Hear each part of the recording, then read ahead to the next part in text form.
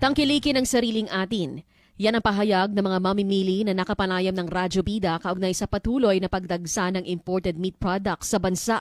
Sabi nila, mas pipiliin pa rin nila ang preskong karning baboy mula sa lokal na hog raisers dahil mas malasa, mas presko at mas tiwala silang ligtas. Dagdag pa na mahalagang suportahan ng mga lokal na mga magbababoy sa pamamagitan ng pagtangkilik sa kanilang mga produkto, lalo na sa gitna ng hamong kinakaharap ng industriya. Ang pahayag ng mga mamimili ay kasunod na rin ng paglagda ni Pangulong Marcos Jr. sa Executive Order No. 116 na naglalayong dagdagan ng minimum access volume para sa imported pork products upang matugunan ang kakulangan sa supply at mataas ng presyo ng baboy sa merkado.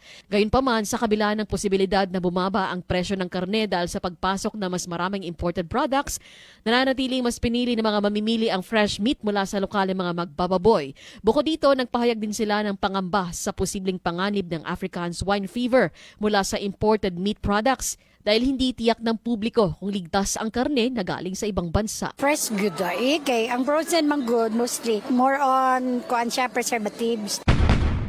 Tapos dapat. Kaya po sin takabalo pilakadlaw na siya manhalin og ma. Pret lang gyapon.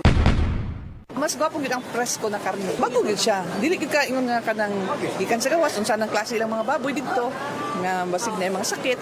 Cherry May Tapia, NDBC Bida Balita.